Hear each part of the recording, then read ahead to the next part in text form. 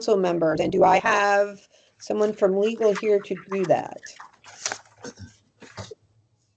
Good morning, I'm here. This is Cynthia. Hi, Cynthia. How are you? I'm well, thank you. Happy holidays to everybody. Would you be so kind as to swear in the new members? We have not, first member is Daniel Billings and second is Michael Trolley. Is Daniel on? I don't see him. I don't see him on. Let me try him again. I told him to log out and reboot. Well, Let me try him again. Hold on. Yeah, let's all, so could we get started with Mr. Trolley then? Sure. Okay. Okay, so Mr. Trolley, if you could please raise your right hand.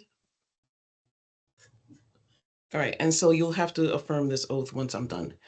You solemnly swear or solemnly and sincerely affirm, as the case may be, that you will faithfully discharge, according to law, your duties as Mobile Manufactured Home Advisory Council as a member of the Mobile Manufactured Home Advisory Council to the best of your abilities, so help you God, or upon penalty of perjury. I do. Congratulations. Thank you.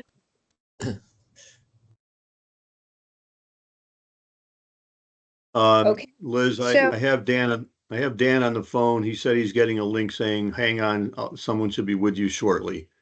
He did log out and log back in. I don't know what's going on, but I have him on audio if you want to try to do it that way. Yeah, let's do that, please. If you could ask him to unmute his microphone. Well, Cynthia, can we do that? I mean, could you take his word that he's raising his right hand? Or do you have to see it? It'd be best to see it. Can we give him a few more minutes and try to get in? And if not, we can do that as a last resort.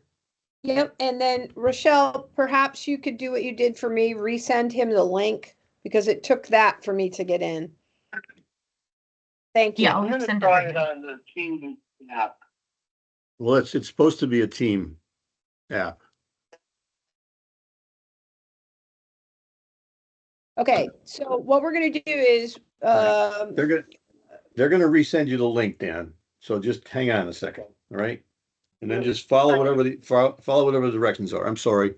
Go ahead. Try it again. Dave, Yep. Dave, could you just keep an eye on that? And we're gonna move along to Yep. item 2 Yep. minutes of the Yep. previous meeting. Do we have a motion to approve for discussion purposes? Motion and a second?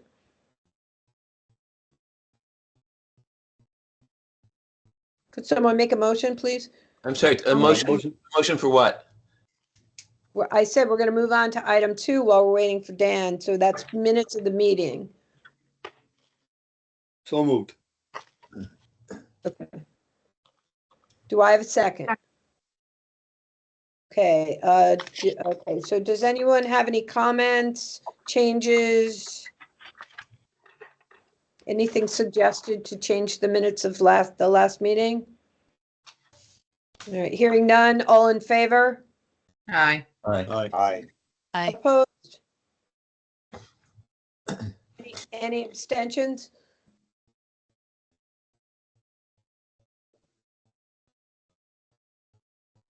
Okay. Minutes passed. The minutes have been approved of the August 28, 2024 meeting. Item 3, comments or concerns of any person present. Is there anyone that would like to talk about anything that is not on the agenda this morning? So, and I think it's better, I think it works out better if you want to speak, please raise your hand and I can see the list and I can call you in order that you raised your hand. I'm going to say that Dan will probably have some questions when he gets in, but it's also could be part of the discussion when the complaint. Sure, Can get in. that works fine. So hearing no comments or concerns of any person present that are not on the agenda, we're going to move on to DCP complaint and inspection reports. And we have, who do we have here from DCP today? Janita Hamel. Hi. And also Pamela Brown. Hi. Okay. Hi, Janita. Hey, Pamela. Would you like to go ahead and give us your report? Sure. I sent it to Rochelle, so you all Yep, should yep, have got it. For the time frame, August 27th, 2024 through November 27th, 2024, the department has 16 cases listed. 8 are open and under investigation. 8 were closed. 2 of those closed were by legal and 6 were closed by the investigator. Right. Does anyone have any questions about the closed ones? If I'm remembering correctly, we can't talk about the open ones, but does anyone have any questions about any of the? I'm sorry, Liz, before you go Yeah. further, I don't think I ever received a copy of the report. Could someone tell me when it was sent out? It was sent out with the minutes and the agenda by Rochelle. Yeah, it was part of the It's link. the third thing on the Wait, list. I'm sorry, but what date? Could you tell me what date that was so I can try and find it? Rochelle, not- could you kindly look up the date? And we have Mr. It was Billings here. the second. I'll resend it right now, Rafi.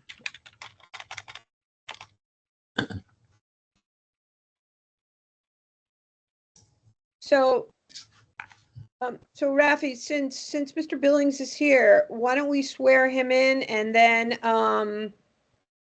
that gives you a few minutes to look at the report. How does that sound? Okay, sure. All right. So, Cynthia, we have Mr. Billings here, our new member. If we could go back to that item on the agenda and kindly swear him in, I would greatly appreciate it. Okay, perfect. Mr. Billings, if you could please raise your right hand. And so once I finish the oath, if you could affirm it, please. You solemnly swear or solemnly and sincerely affirm, as the case may be, that you will faithfully discharge, according to law, your duties as a member of the Mobile Manufactured Home Advisory Council to the best of your abilities, so help you God, or upon penalty of perjury. I do. Congratulations, you're official. Awesome. Thank you. And if you raised your hand and you're done, could you unraise your hand, please? There's a little thing little checkbox that says unraise. Yeah, I've got that, but I did have a question on the report. Okay, so we're getting to that next. So keep your hand raised Okay. then. All right. All right, Rafi, would you like me to have Dan go first? Yeah, yes. Okay. I'm still trying to get the report to print out. I do have the report now. I'm sorry. I had not realized that there was a link to it in the when the agenda was sent out, so I never printed it or looked at it. All right, so Dan, Very why don't you go ahead and go first, please? Yeah, I have a question and a request, I guess. I was looking at the last item that was resolved, and it's I'm seeing it took 3 years to resolve it, and it was evidently over a rodent problem. So it's a little concerning. That's all. And my request would be: is it possible for us to get an update of all the open cases so we can see how many are pending and how long they've been hanging there? The dates that it's got a case age, sir. So that will show you on the new ones how long they've been there. And I believe Cool. on the rodent one, the investigator forgot to close it. I see. The first one on the list was 8 years old, so that perhaps another So- error there. But my question was, is it possible to get one report that shows all the open complaints? The open files are on there. So there's I'm no not other su- open one? No. I think the report only shows the new open cases that since the last report. No, those are all of them. If you look, Dan, Yeah, you see them from 9/17. Those are all open. Everything else is closed. Am I correct on that, guys? Yeah, this is Cynthia. I can answer that question. And I think I know what Mr. Billings is referring to. I did notice myself also that there are other cases that I currently have open and I'm working on that are not on this report. I'm not sure why. I'm not sure if it's just, according to the date that it was opened, maybe the report doesn't catch the date that it was actually opened at this point, but there are at least 3 other cases that are open with me in legal that are not listed on this report. Okay, then I would agree that instead of getting a report on new stuff, maybe we should just get an ongoing report that's updated for our meeting. Can you guys do that over there? At TC? That would entail a new report format being devised by the IT group. I mean, couldn't you just so let's just say you have this report. Couldn't you just update it and add the new stuff on and leave the open stuff as open? I mean, I do a lot of reports here. That's what I would do. Yes, Look- so Pamela Brown, Director of Investigation. So we can have another report crafted. I have to look and see. Excuse me, I do have another board that receives the open case information, but it's limited and with the age of the case. So that would be what you would be getting, not a detail because it is an open case. But you would get the case number and a little bit of information and perhaps the age of the case.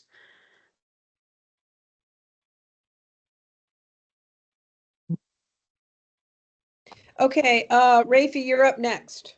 All right, I guess I have a couple. I have the report out now, and I'm sorry I haven't read it in advance because to me, as we're going through this, is very important. But I guess I guess there are a couple things I want to ask. One is when you were talking in terms of talking about the format. I'm not sure what other people do, but in order to try and get everything on one page, which is beneficial at some level, the typeface is so minutely small that it's unreadable.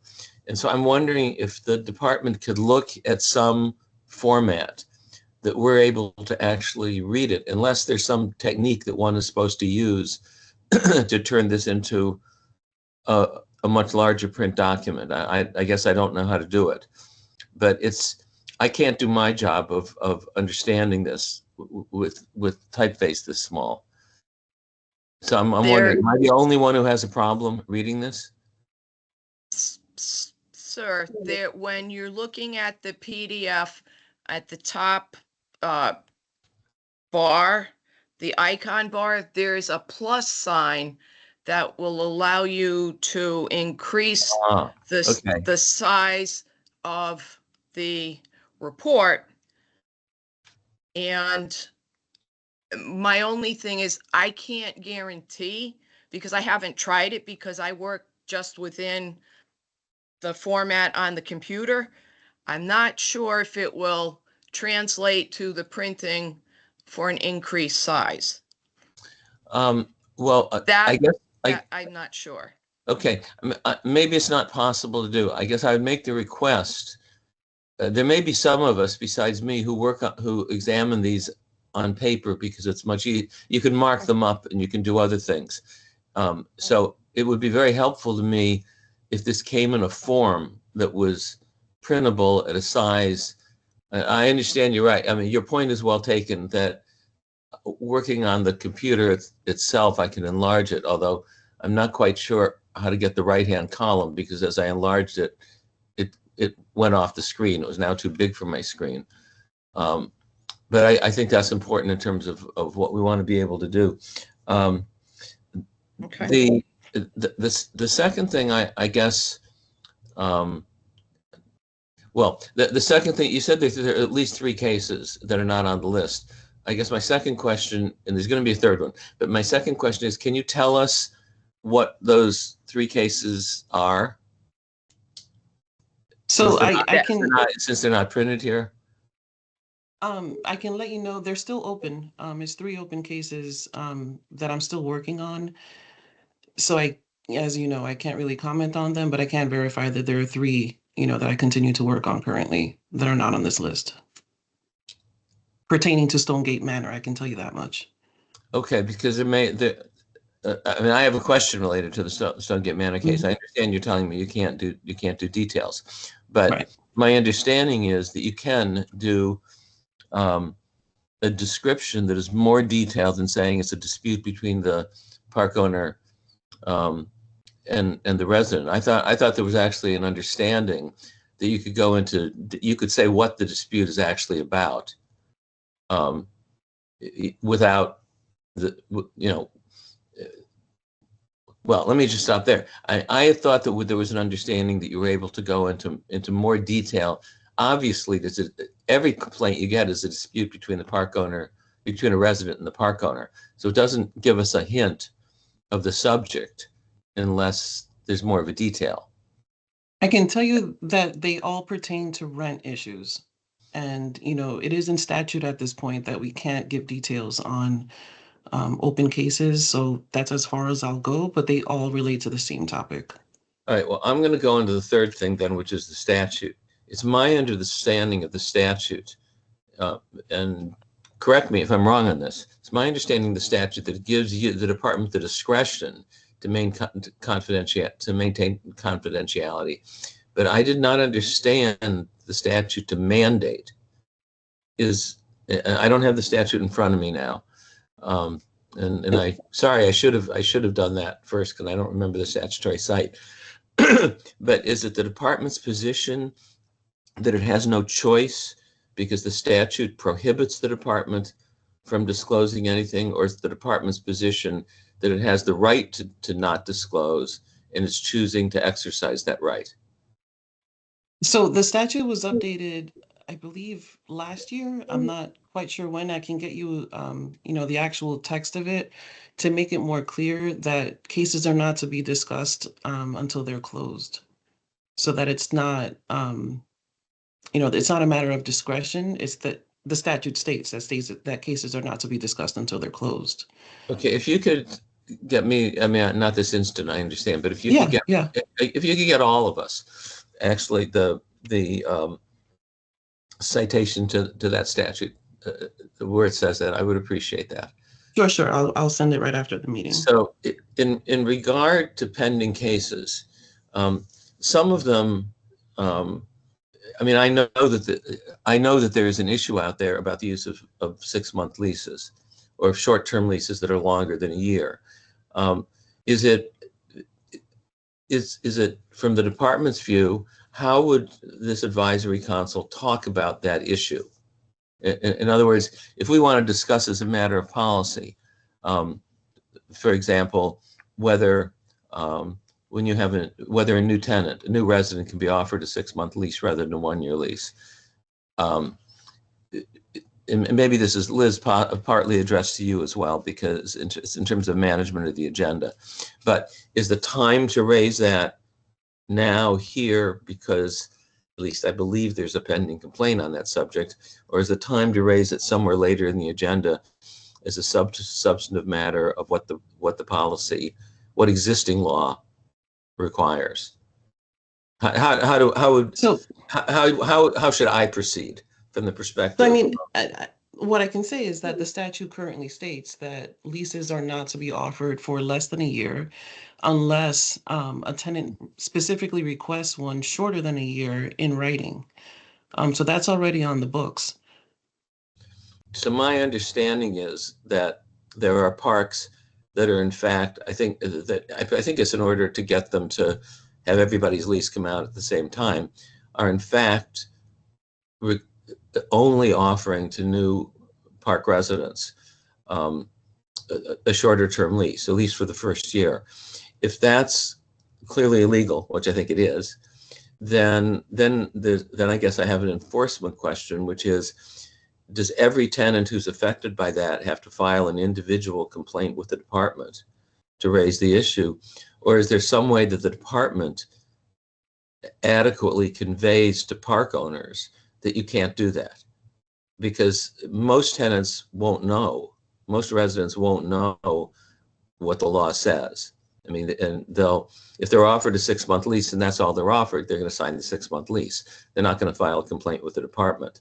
So how does one get this issue resolved in a way that will make sure that the park owners are not unintentionally violating the statute simply because they don't realize that you're not allowed to do it that way?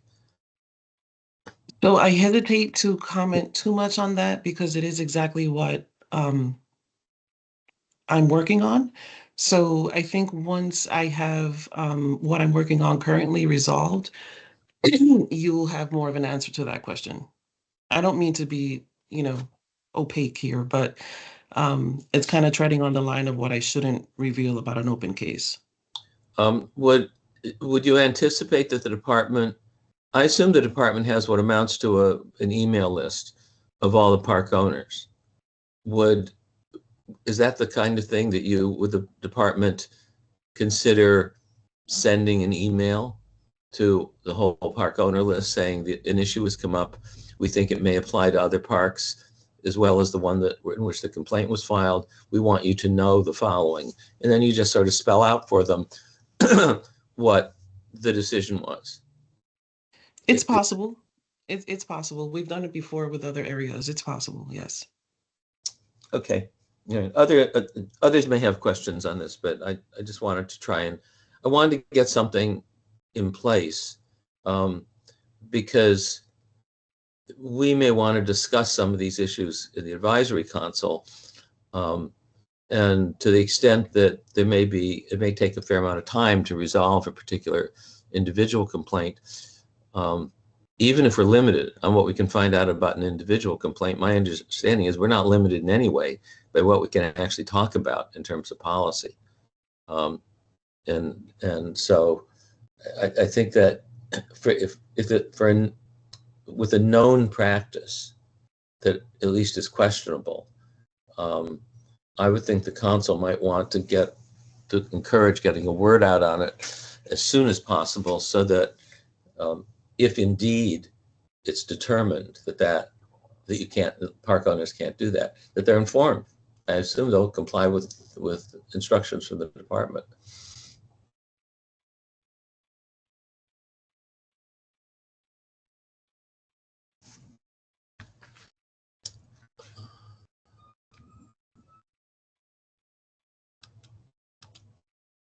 Liz, I'm sorry, I was muted. Dave, you're up next. Marcia, you're after him.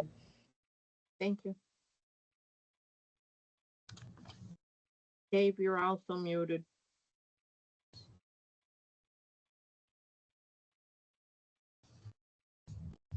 How's that? Yeah. Better. Okay, I'm following on Rafi's question. I don't want to beat this to death, but a couple things. I know that one of these complaints is since April, and we're now approaching the end of the year. And if the answer is going to be something other than the park owners cannot use less than 12-month leases, we're going to want to try to address that legislatively. So I hope we can get an answer that would allow us to do that. The other thing I just want to go on record as saying, I'm going to formally request, as far as the report issue, that going forward, when the reports are generated, that they include all open complaints, and you can have it go into multiple pages. But I would suggest, as far as the issue of it bleeding off the page when you make it larger, change the format from 8.5 by 11 to 8.5 to 11 by 14, and I think that would address the issue. And Rafi, I printed it out. You can click that button twice and at the top, and it'll print it out so you can just about read that last column. That's all. Okay. All right, Marcia, you're up next. Dave, could you unraise your hand, please? Yep. So my question is on the leases for not less than a year. It was always my understanding that the lease for the year went with the lot. For example, if it's person number A who was renting lot number 122, and they move and sell to person B, person B picks up the remainder of the lease, and then everybody renews on the 1-year basis. Is that not correct? Are you saying in mid stride for the other 11 months of the year, you have to give them a 1-year lease plus 11 months? You have to give them a 23-month lease or a 22-month lease? Do you understand my confusion? If I'm sorry, this is Cynthia. I can answer some of that, I guess. So my understanding anyway, each lease, binds an individual in a contract so that that individual can't sign a lease unless they request it in writing. They should not be offered a lease less than 1 year. I don't know, maybe look, what you're describing sounds more like a sublet of a lease or something like that, which I don't think is applicable here. But no, they should not be offered a lease less than 1 year unless they specifically request it in writing per the statute. The So lease, a lease binds an individual, not the property, to that 1 year lease. This is what they're signing off on. So it's per individual 1 year lease unless they request it less than 1 year. I see. So if I'm clear, then, for example, my leases renew October 1st for a 1-year period. Everybody gets the renewal package, and they're all on a 1-year calendar basis. But let's say you buy in September, so I would need to give you a 23-month lease, No, correct? no. If someone signs a lease beginning September, April, May, June, whatever, they are signing a 1 year lease unless they have specifically requested a shorter lease in writing. That's per the statute. So that this concept of having everyone renew on a specific date for the, administrative ease of the property owner is not in statute. Like that's contrary to what the statute says. Everyone is to be offered a 1 year lease, nothing shorter. The convenience of the owner, of having everyone renew on one anniversary date is not a consideration. Okay, so if you have 300 tenants, you have to keep track of your tenants' renewal dates. Right. On them. That's right. That's right. I see. All right, Okay. so, Thank you. okay, Mark, I just wanted to say, Mark, you're up next, and Marcia, if are you all set? Yes, I'm all set. I'll try and. Okay, yep, so Mark, please unmute and you're up. Yeah, so my question is, Dave said it very quickly, but he said something to the effect that if something doesn't get done, he's going to do it. If the park owners don't agree to something, he's going to do it legislatively. Can you clarify that for us, Dave, so that we're aware of what we need to do as park owners, so that we don't face some legislative action?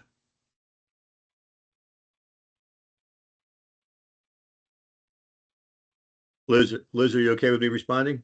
Oh, yes, go ahead, Dave. Yep. Yeah, have to I mean, I think that Cynthia clearly explained what the state law is contemplates. And if that comes down and the decision is somehow other than how Cynthia portrayed it, then we're going to have to understand why. And if it is something other than that each tenant has to be offered a 12-month lease with a different expiration date, then we're gonna want to make sure that gets addressed legislatively, because that's what they do in my park. Everybody has different lease expiration dates, and the lease is for a year. That is not what's the case in Dan Billings Park and some of the RHP parks, and it's led to lots of different lease rates, and lease increases that are kind of strange. And I mean, there's people in the meeting today that can go into that if you want to go into it further. But yeah, we've been hoping that we can get some resolution to this so that we don't have to worry about responding with legislatively. Okay. Rafi, you're up and All right, well, last. I would just like to say, Liz, Yeah. Dave, let's try to keep this as collegial as possible without threat of legislation. We're here working together, so I don't think we need to threaten legislation before we even, we're trying to all understand what the issue is. So, I didn't mean to be perceived as we're a here threat. I'm sorry. As an advisory council. We're all trying to understand where everybody's coming from. There could be certain interpretations of the law, and some may interpret it as somebody signs a 1-year lease and they're subject to that 1-year lease whether or not they sell their home, right? So no, and I don't agree with that either, right? But some people may interpret things different ways. So this is the first time we're discussing this as an advisory council, so let's try to listen to each other, and I'm sure we can come to a resolution without threatening some type of legislation, wasting everybody's time. Thanks. I agree. We should try to deal with it, depending on the results of the investigation completed by DCP Legal. I hope that there isn't any kind of need for legislation at all, and if it did, I'll certainly contact you guys to see how we can work on it together. All right, that sounds great. And I would agree with Mark's sentiment, and I'm glad that you are in agreement as well, Dave. Rafi, you're up next. Yeah, I just wanted to say, I think Marcia's comment is correct. And so at least I want to clarify what I understand this to be, that what the resident has to be offered is a lease for at least a year, so that if a park owner wants to get everybody on like an October 1st to October 1st schedule, that's not prohibited. It's just that first year's lease is going to have to be longer in order to match that to that schedule. And I just want to say, the reason I think at least it's a concern for some people, if you take the example of somebody moves in September and you're on an October 1st schedule, and you're given a 1-month lease in order to get you on, or maybe it's the middle of the year and you're given a 6-month lease, then it changes the timing of things like when you can get a rent increase or what your degree of security is. And as you're only, if you're getting a 1-month lease with the anticipation of a new lease a month later for a year, you're moving in knowing that you only have a 1-month lease. And there clearly are protections built into the statute to try and make sure that leases get renewed. But it's a different kind of security for the tenant than knowing that when they move in, they're guaranteed a minimum of 1 year. So I think, Marcia, there are ways around it that would work. And I thought you described exactly what would be the most obvious way around it. And to the extent Cynthia says you can't do that, I think you actually can do that. It's just that the statute doesn't require a 1-year initial lease. It requires a lease of at least 1 year without the written consent of the tenant. So I think you can go beyond it to make that work. If that's important to the park owner, I think there are ways you can accomplish that. Can I just say one thing? We do that all over the state with just different dates to get them onto whatever our start date is for our annual leases, and they're different all over. But the confusing part is, Rafe, is that I understand that we would all like to have our tenants be on the same rent amount. Okay. And what happens with this is obviously you get somebody who's $20 more or less, or whatever the number is, and that creates a confusion. So yeah, we will do a longer lease. We'll never do under 12 months, but it's not a perfect solution by any stretch. So if we can change something, I'm sure we'd like to work on something to do that.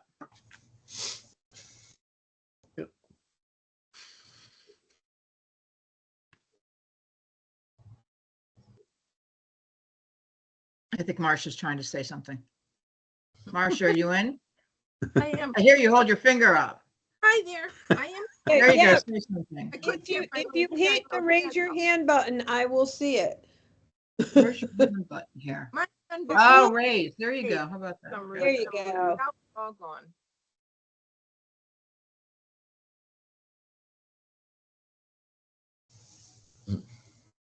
So Marcia's got her hand up. Marcia, now you have your hand up. Mark, are you finished? Because I just saw your hand up, or were you unraising it? Okay, so Marcia, you're up. Yes, so, you know, I understand these renewals out 45 days ahead now. So the people that are, say, in August and September, they're okay, but everybody in my park then pays the same amount. So you don't have a squabble between the neighbors. And since I go on a CPI increase, I'm not sure how I would then stagger that increase. Unless I did something like, if you happen to buy in July, you're gonna get a 22-month lease. I mean, that's the 22-month lease on the then current rate, but yet you wouldn't be paying what everybody else is, especially when it renews. Am I saying this clearly, Rafe? I think you understood what I was saying, but I don't know I'm describing it correctly. Yeah, Thank yeah, you. no, I think you're describing it correctly.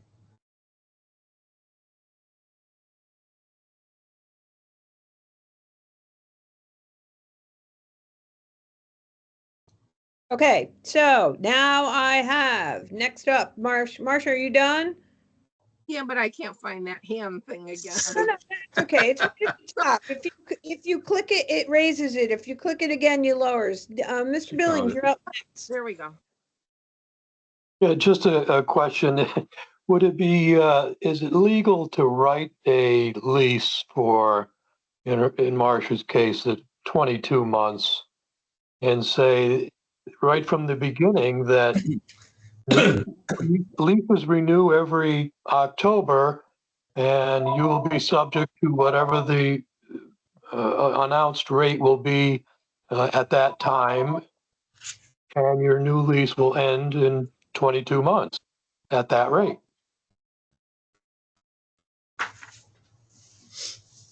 This is Cynthia. So if you're asking if it's legal, I guess I'll answer the question. Thank you. In terms of Rafe's right, there's nothing in the statute that says it can't be offered for more than 12 months at a time. I just don't know that that's something that's feasible for residents. You know, I can't really comment on that part.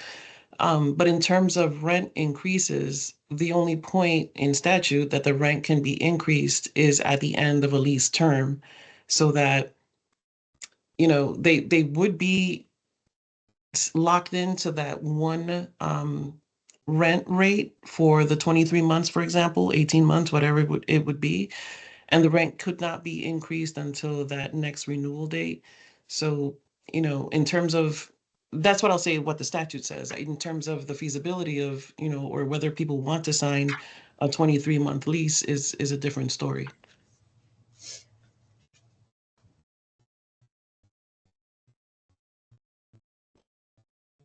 Okay, so Mr. Billings, if you're all set, I'm gonna move on to Dave Delory, and then Miriam, you're up after, wait a minute. So Marcia, are you done speaking, or did you want to speak again? Because you got your hand raised again.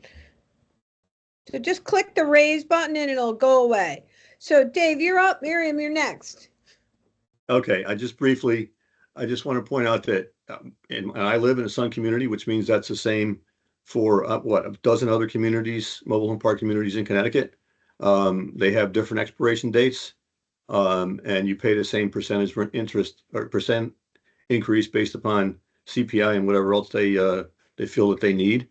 And people deal with different expiration dates and have to figure out, you know, we renew in October. There's people that have already received their increase notice for January. And so we know what our increase is going to be a year from now. So it can be dealt with. But that's not the way it's being handled in Dan's Park and in the RHP parks, and it's causing problems. Okay. So Miriam, you're up next.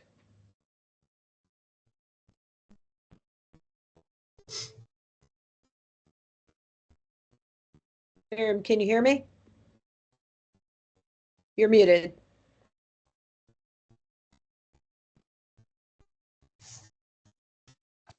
There. Yep. You know, perhaps we could look at something in 6 months increment. Not that the lease is going to be anything less than 12 months, but that if, let's say you had a January 1 lease renewal, if someone comes in, let's say in July or August, that the leases are going to go up, we're willing to give them an 18-month or 17-month or whatever that happens to be, but it will be at the new renewal rate. Okay, so that at least for 66 months of the year, you know, you're not going to lose it on the other end. I mean, I think there's some solutions like that. You know, so at least that were for the new folks could have, you know, they could be charged the next year's rent for 6 months.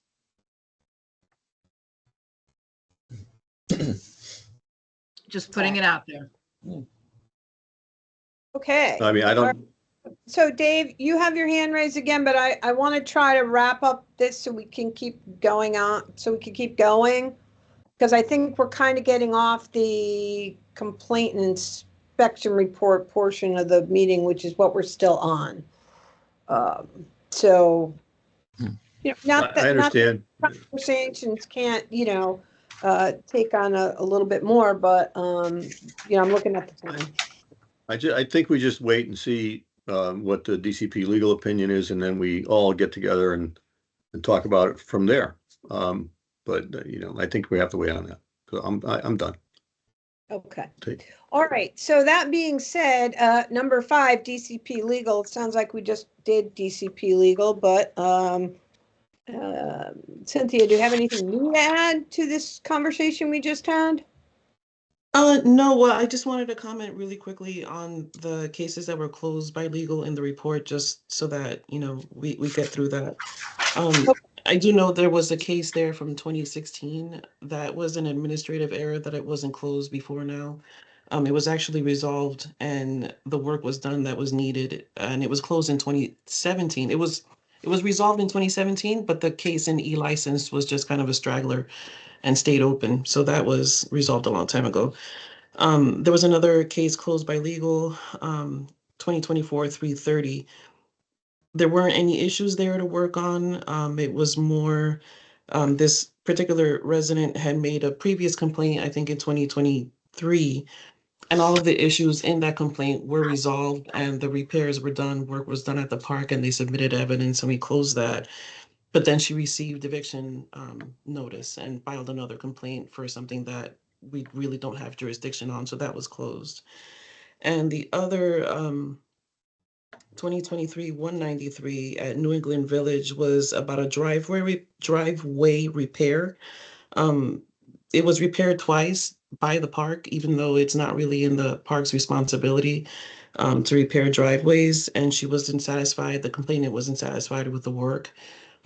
So we did let her know that, you know, it's not an enforcement matter for us, since driveways are not, in statute, are not part of the park owner's responsibility to repair and maintain. And that's it. Oh. My hand's going up. Okay, it's not yet. So Miriam, you're all set. There you go. Rafi, you're up then. Go for it. Two things. One, your last comment about driveways. Is it to some extent, this may be a question to the park owners. Is it commonly accepted that driveways the repair of driveways is a park resident responsibility rather than a park owner responsibility?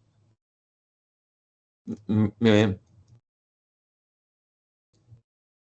I agree with Miriam, that. I say yes, it's a resident responsibility in our parks. So, and that includes so I'm not just talking about like clearing the snow, but in other words, if the driveway falls apart, you need to hire a company to, to re-asphalt the driveway. That's correct. So, right, somebody should take a look. I mean, that surprises me. And so, I mean, because of sort of the general rule, the things that are impacting, the land itself would normally be an owner responsibility. I guess maybe we don't have to do this today, but I think it would be good for someone to take a look at 21-82 or 83, whatever the statutory number is, in terms of park owner and park resident responsibilities. The question is not whether it's explicitly listed, but what it falls into in terms of, I think there's a general category in there somewhere about maintaining conditions in the park. I don't remember how it's worded. But I guess I'm just surprised that that's not included. So if it's not, then I think we need to, it becomes another topic to take a look at. The other thing is in one of these items, because I'm now looking at it piecemeal on my screen, there's something that says, this is not a complaint, it's required by statute notice sent to residents of a pending sale of the park to afford them the opportunity to purchase the park, no issues. I don't understand. I don't know what the complaint was about, but it seems to me it is not a complaint because if it's about what, for example, whether a notice sent out by the park owner complies with the right to purchase statute. That's within the category of complaints because the department enforces the statute. And if someone felt they did not get a proper notice, it would seem to me you're supposed to complain to the department about that. So I'm not understanding what exactly I guess I need to know what the complaint is to understand why it's not considered a complaint. So that's a question for Cynthia. And yeah, it wasn't a complaint. This is something that like you said, the statutorily required notice that the parks are supposed to send out and send a copy to DCP. Though when we receive those, they're uploaded to the credential, and it's just a recording issue. It wasn't a complaint. There was no complaint attached to that. It was that statutorily required notice that came in. I'm not sure why it's on the report, but that's what that was. Okay, It so wasn't from the resident. Let's say hypothetically, the notice that was given did not provide the statute says what kind of information has to be in the notice. So let's just say hypothetically the notice did not include the notice that's required in the statute. I mean, it didn't give the price or what would be a matching offer or something. And if a resident had complained that the notice was not in compliance with the statute, would you have accepted that as a complaint and investigated it? May I answer, please? Yes, yeah. Will the board chair recognize me, please? Yes, ma'am. You go for it. Thank you. In answer to Rafi's question, if a park resident sent in a complaint with a notice of the sale complaining that it was illegal or there was a problem with it, the investigator will investigate the complaint. In this case, the complaint center received the copy of the notice of sale itself and entered it as a complaint because they didn't know what it was and what to do with it. And there was a lot of questions that went back and forth between the complaint center to legal to the investigations, where we finally had to say, stop, excuse us, that needs to be uploaded to the system for that park because the park is notifying us of what they've sent to the park residents. If it had been an actual, let's say it was Mr. Delory was filing the complaint because he got a notice of sale for his park at Sun, and he sent it in, we would definitely, in that there were issues, or Mr. Billings did, or anybody else, we would definitely enter it as a complaint, and we would investigate it and look at it for any violations of the mobile home park statutes and regulations that govern that. But in this case, unfortunately, a notice of sale that was supposed to be sent and uploaded to the park that sent it out, it was entered as a complaint. Okay, when that's it good. wa- When it was not. Yeah, I'm glad to hear you say that. So that's fine. Is there DCP is one of, am I right? DCP is one of the entities that is supposed to receive those notices in the statute? Yes. Yeah. So my question is has DCP worked out a standard way in which those notices should be processed? So, I mean, because the statute doesn't actually say where at DCP you would send that notice. I mean, I guess it would just be addressed to the Department of Consumer Protection at the address of the department. So conceivably, it could come in, I don't know, I guess anywhere. And you said apparently this one, in this particular case, it made it to the complaint center. Does DCP have some, what is it that DCP instructs its own staff to do with the notice? Because the notice could come in, I mean, they could send it to the commissioner, they could send it to the complaint center, they could send it, I'm not sure where else, they could send it to the advisory council for all I know. But how would that get processed, get filed away in the department? So, for example, if somebody said, we'd like to look at those notices, how would you know where to ask at the department? So speaking for myself, when they come to my desk, generally when something pertains to mobile home parks, and someone doesn't know what it is or they don't know what to do with it, a lot of times it winds up at my desk since I cover mobile home parks. I know that Investigations has also received these notices, and we all do the same thing when we receive them.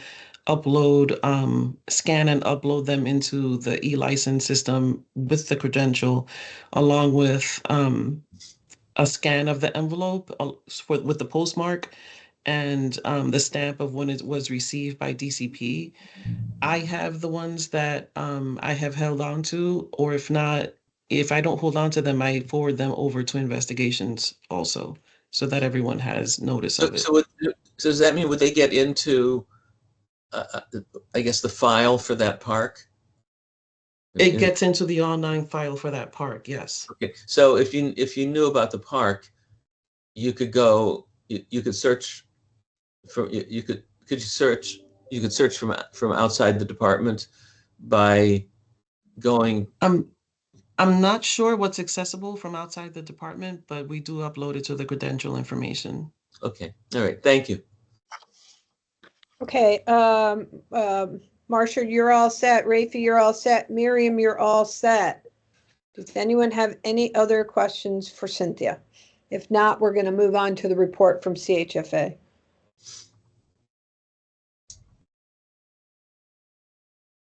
Okay. Item 6, report from CHFA. Miriam, you have your hand up again. Did you want to speak? No, I'm sorry. I didn't mean to do that. I'll Okay. take it down. Forgot to Yeah, take it no down. problem. Okay, Brian, are you here? I am. Thank you very much Hi, for having me. Hi, good morning. Good morning. It's your turn. So it was great seeing a lot of you guys a few weeks ago at the annual meeting at Foxwoods, and I was able to provide a brief update there on some of the changes that we're making to enhance the mobile manufactured housing program that we have, kind of combining the elements of the purchase and the refi at a rate of 3%, and also allowing the program to go up to 100% LTV, which should help to definitely have more of an impact. I don't have an exact ETN when that's being rolled out, but I know it's been approved, so it's in the final stages now. But the good news is that will be an enhancement that you'll be seeing fairly soon. And once it is rolled out, we'll look to kind of coordinate efforts to help market it and get the word out for it. But with regards to the current pipeline, let's see here. Capital for Change didn't give me the update they usually do, so I kind of did my own little research here at Chaffa. So I don't know how many applications they took in the last 3 months with regards to purchase and refi, but I can see what's in our pipeline. And I do have one new application for the purchase program that was taken in November, a property in Milford. So that's currently in process. And in terms of closings, I'm happy to say that since the last time we all met, we've closed 4 purchase applications, which is a pretty good number. And weirdly enough, I actually looked up the location of all of them, and all 4 are in Southington. So that's interesting. And that brings the total number to 19 in the last couple of years. That's a good thing. We have gotten another refinance application that I see is in our pipeline. I don't know how many have been, again, declined by Capital for Change. This application was taken on November 6th. It's a property in Vernon. Again, going for that refi program that we currently have in place, which is the 1% program. And no refi loans have closed since the last update. So that number still holds. But again, the exciting part is definitely the rollout of the enhanced program. I'm really hoping that we'll see that maybe end of this month, if not beginning of January. I just need to, kind of get the word from upper management that the rollout is done. But I know the details have been hammered out, so that's the good news there.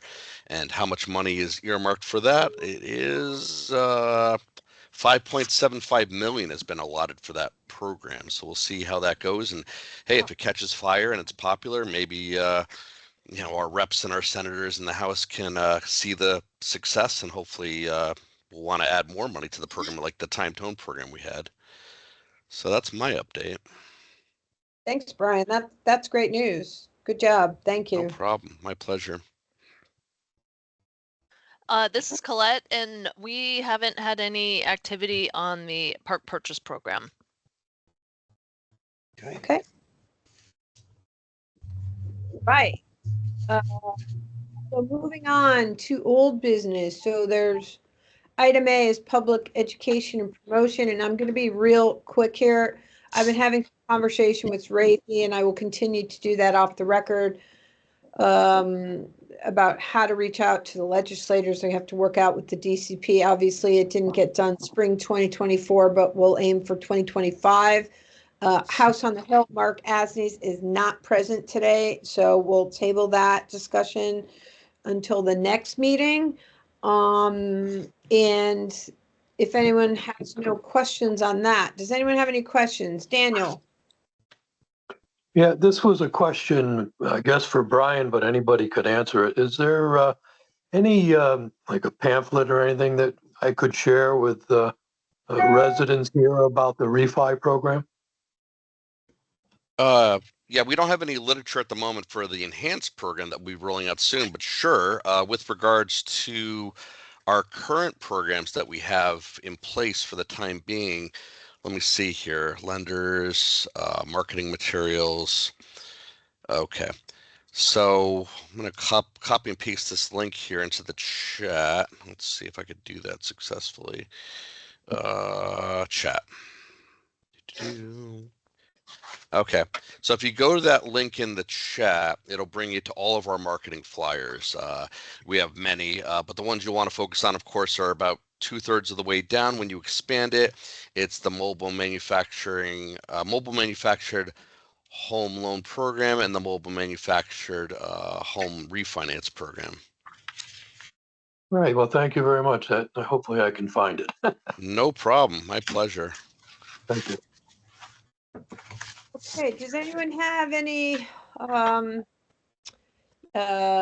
questions for our folks at DCP or CHFA? I know that they're probably running on a tight schedule, and Yeah, I have a quick question, Brian. Can you just one more time, the new program, the refi program is going to be rolled out. Can you tell? What was the LTV you were talking about? 100% LTV. So so the program will go up to 100% LTV. We're combining kind of the elements of our two programs we have right now. So it'll be a fixed rate of 3%. If the loan balance is $5,000 or less, it'll be amortized for 15 years. If the loan balance is above $5,000, which is probably the case, but up to a maximum of $150,000, that is the cap, it'll be amortized over 30 years, again at 3% fixed. It'll go up to 100% financing, so we won't require that 20% down payment or borrower contribution anymore, which is a big hurdle when we've reviewed what's kind of held people back from the program. It's definitely more risk for us, but we're trying to balance that with helping everyone. The borrower income limits and sales price limits are still in effect, but I don't think that'll be a problem. Our sales price limits are very high. Again, maximum loan amount's $150,000. The borrower can go above, like they could buy a property for more than $150,000. They'll just have to kick in their own money for anything above and beyond the $150,000 maximum loan amount. The borrower would pay out of their own funds for that because we won't allow for subordinate financing. So if they bought a house or a property for $175,000, they would need to come up with their own funds of the $25,000. They couldn't get a second mortgage, let's say. And again, the state has granted us $5.75 million to see, to basically kickstart this program and see how it goes. And do you happen to know off the top of your head what the rate for market rate financing for purchase and refi is right now? Well, if there's even you don't know, right? I don't know, unfortunately. No, yeah, mobile I think manufactured housing. I think that program is going to be significant aid to people who want to try to mobile home park financing. Thank you. So, no problem. Yeah, again, when we've done our research, that 20% down payment certainly has been one of the big hurdles. The other hurdles are stuff we don't have as much control over, like debt to income ratio, credit scores. Hard for us to have a hold on that. That's up to the borrower to control their own destiny. But this 100% financing should certainly open the doors for a lot more people. But I appreciate the kind words, and I'm looking forward to seeing how the program goes once it's rolled out. Okay, good job. Thank you. Okay, so thanks everyone from DCP and CHFA. I'm going to move on to item 8, new business, discussion on potential legislation to mirror the 5-year lease provisions that are available in Massachusetts. What I'd like everyone to do on this legislative discussion is please raise your hand, and I'm going to call on you in the order that you raised your hand. And of course, unless of course, maybe Cynthia has to, zoom in. But I'm trying, usually these are longer conversations. Do note though that it is 11:38 and we're running low on time. So who would like to go first to talk about legislation? I guess since I brought this up in the past, I should let you know that we've been in contact with some mobile home park residents in Massachusetts, and it's been communicated to us pretty clearly that they're not happy with that program as it's written in Massachusetts. So we haven't done anything really additional to push this forward since the last meeting, and I'm not sure where we go from here on it. I guess I'd like to hear from the park owners about what they like about it, and if they know what the objections to it are from park residents.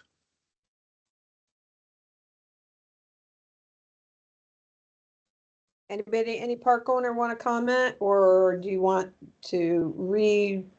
Dave, could you just, does anyone have any comments on that? The lease provisions. I think, didn't we just really talk about leases quite a bit, didn't we? Okay. I don't have any further details. Right. Dave, Okay. Dave, what other lease provisions are you referring to? All we did is have a conversation with with some of the people in Massachusetts who didn't really get into it at all, except for to say that they were not happy with the results of that legislation. So I don't have a lot of extra information about what they're unhappy about or why. Okay. Okay, does anyone else want to comment on potential litigation at this, legislation at this time? We had one, brief meeting and we had planned on getting together prior to this meeting, but it didn't happen. And perhaps we could try to think about doing it before the next meeting. Can endeavor to do that. Rafi wants to say something. I couldn't find, I found it here. Sorry, couldn't find the raise button. I didn't see your hand raised, so No. my bad. No, I didn't put it up. Now it's up though. Okay. Liz, as you said that we had talked about having subsequent meetings of the legislative committee. We're now within basically a month of the start of the legislative session. So I don't know, Mark was concerned about being surprised by things. I don't know to what extent people want to have the meeting or not. I mean, I'm assuming that people are not bound somehow not to propose legislation if they want to propose legislation. So it seems to me if people want to kind of vet even legislation that nobody's going to agree on, if they want to do that in advance of the session, then somebody needs to have a meeting of that committee. Or the alternative is people will do what they've done in the past, which is, the park owners want to put legislation in, they will. Residents want to put in legislation, they will. They each have will have their own track for doing it. So I'm not necessarily advocating for a legislative committee meeting, but I wouldn't want someone like Mark to say that, well, you guys put in a legislative proposal, you never told us about it. Because the legislative committee is presumably the place where that discussion would happen. So if people want it, we ought to have such a meeting. If people don't want it, then there's no need for that meeting. But I just want to avoid the misunderstanding where people feel they're being sort of taken by surprise. Because I think that, and I have no idea what the park owners are thinking legislatively, but I think that there's certainly likely to be legislation related to mobile home parks. Okay. So Mark, you have your hand raised, and when we're done with this, I just want to remind me we are going to talk about the meeting dates for next year as well. So Mark, you're up. Yeah, so I assume, Rafi, when you're speaking about Mark, you're speaking about Mark Asness, but certainly. No, I was actually speaking about you because you expressed some concern about sort of a disclosure kind of thing. That's what I thought. Yeah, I think if there's going to be legislation that's coming out of this, from people on this advisory committee that affects people on this advisory committee, whether it be tenants or whether it be community owners or people on the financial end of things, I think as a courtesy, I think it should be discussed, whether it's through the legislative committee or through the advisory committee as a whole, if nothing else, as a business courtesy, so that we're aware of what's going on. I think that at the very least, I think it should be discussed so that we're not caught blindsided from what's going on. My sense, based on what you just said, is there's going to be some things that are presented that the industry should be aware of. I don't know if it's going to impact the community owners or it's going to impact the tenants or, but I think it's important for this advisory committee to be aware of it in advance if there's going to be legislation that's proposed. From either an owner or a park resident perspective. I understand what you're saying, Mark. I think I would echo that statement. And perhaps even DCP would want to know about some of these things as well.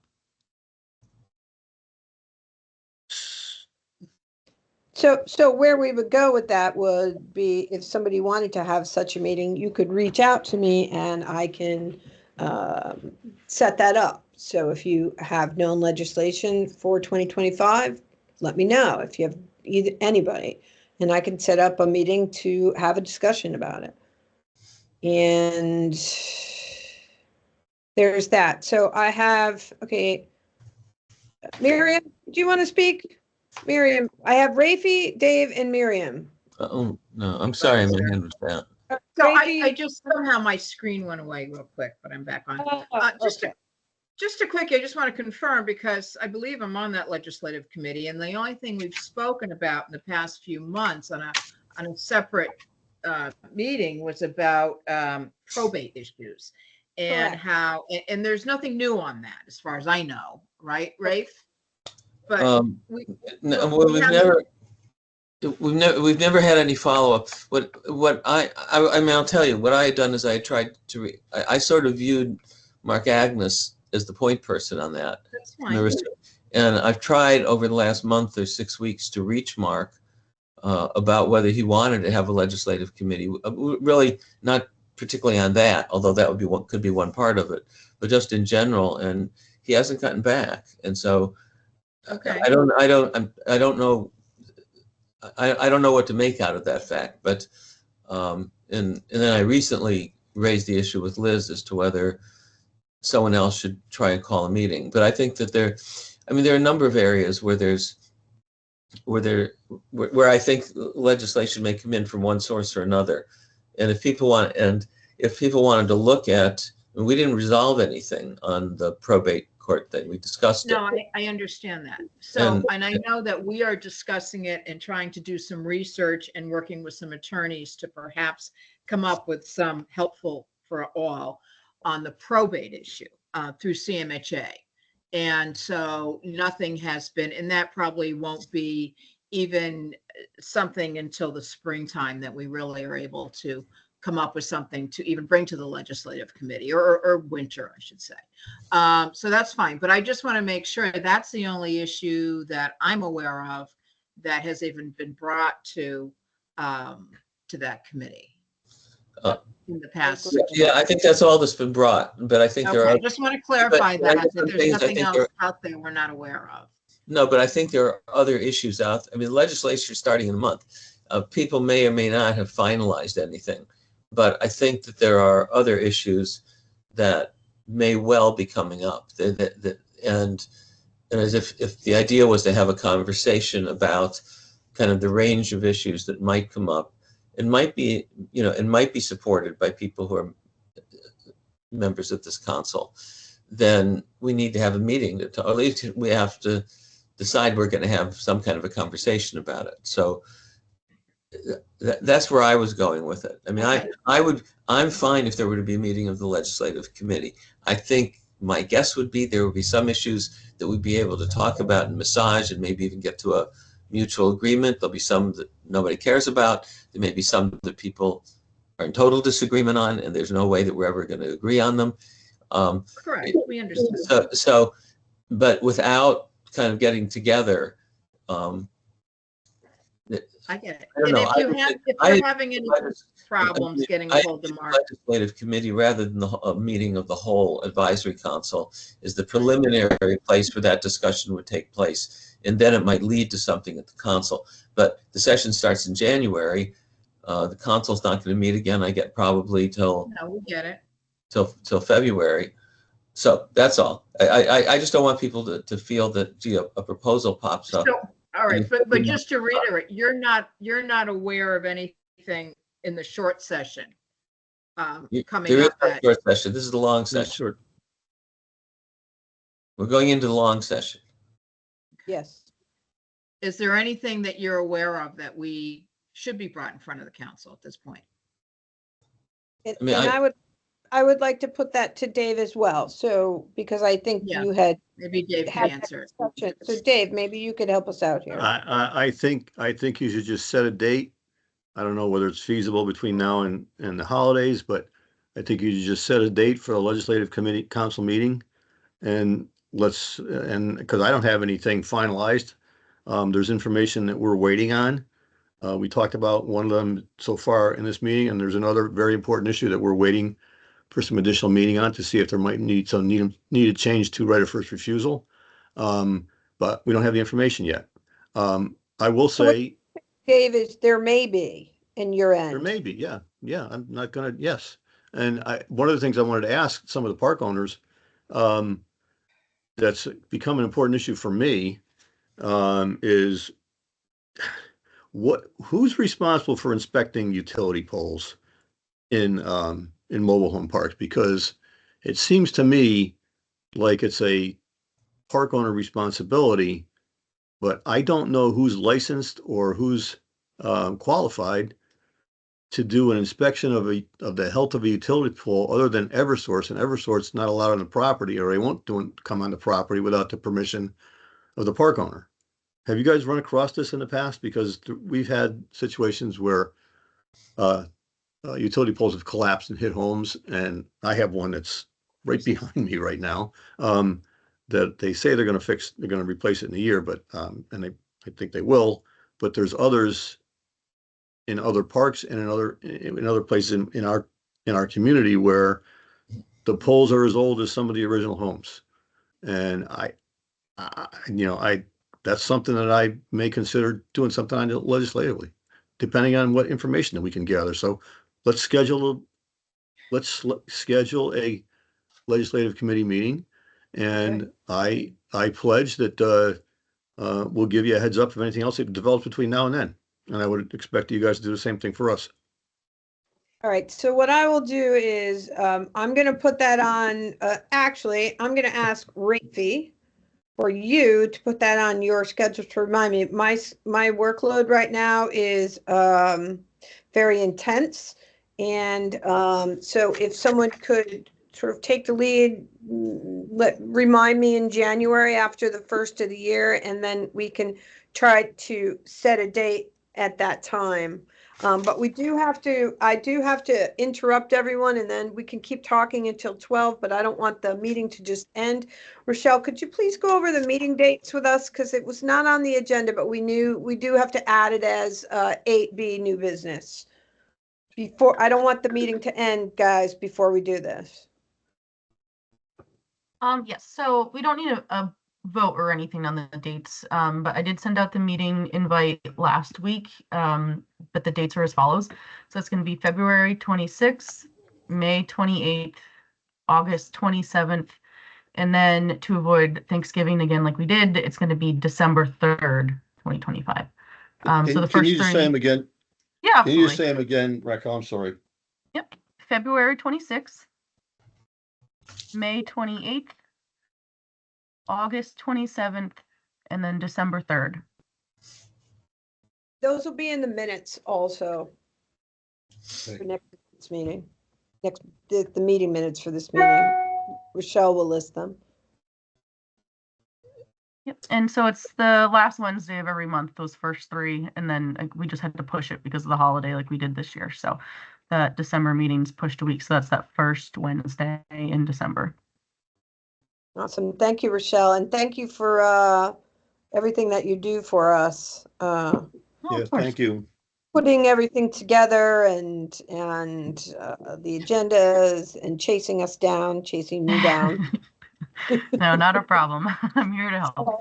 So thank you. Thank you for all that you do. We appreciate you. So I just wanted to say that. And if anyone else does anyone else have anything to add? We have 6 minutes and I absolutely have to leave this meeting in 6 minutes as I have another. So does anyone have anything to add? As a question, Liz, you told me you wanted me to do something on Monday, and I did not understand what you were telling me. No, it doesn't have to be Monday. But what is it you were asking me to do? What I would like you to do is at some point in, between now and sometime to try to remind me to get together to pick a date for this legislative committee. my workload is, I'm pretty much going to be, out of commission until January. I have very, very complex applications in the town that I work with, and they're taking up a lot of my time right now. So please, would you remind me? And then I will be happy to set up a meeting of the legislative committee to talk about new legislation. Okay. But I need some, what I'm saying is, I want to put you in charge of that. But you don't want a meeting before next year. We can, but yes, but my schedule is very limited, but I don't have a problem if everybody else meets without me. My schedule is literally jammed through December, and I'm going on vacation on the 24th through the 3rd through the 1st, so. When does the session open, Rafi? Do you know? January 8th. And it's the long session, so when does it end?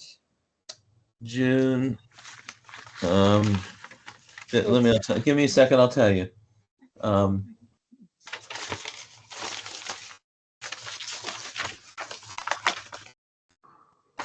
know the clock's running here, but it's it ends on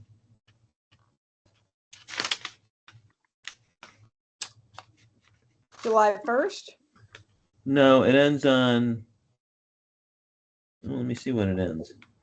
I realize I don't know here. I think it ends on June 4th. It starts Right. on, I believe it starts on January 8th and ends on June 4th. Don't hold me to that, but I think that's right. What I'm going to say here is that I don't have time to set it up. If someone wants to set it up, I'd be happy to set up the Zoom link and attend if I'm able to, but I don't have time to set it up myself. So Okay. if somebody would volunteer to do that, that would be really good. Why don't we, okay, so I'll try to talk to people. All right. Okay, perfect. And for the And park no owners, who would be the right person for me to talk to among the owners? That's Dave? addressed to I'd any of like the to be on there. I'm sorry? Marion? I'd like to be on there. No, but I'm in terms of setting up a meeting. Who wants to?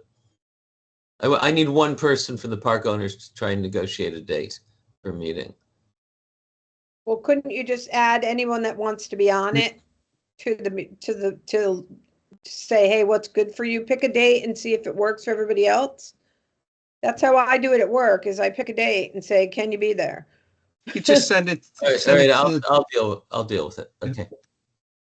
Yeah. Okay, so good. So we have a plan there. And Marcia, did you have your hand raised? Like literally raised? Raised. I gave up with the hand. I just, I have to go. Wish everyone a nice holiday and thank you for your input on some of the questions that came up today. So thank you very much. Yeah, I Happy agree. holidays, everybody. Happy New Year. Happy holidays. Happy holidays. Okay, goodbye. Bye. Bye-bye. See you next month.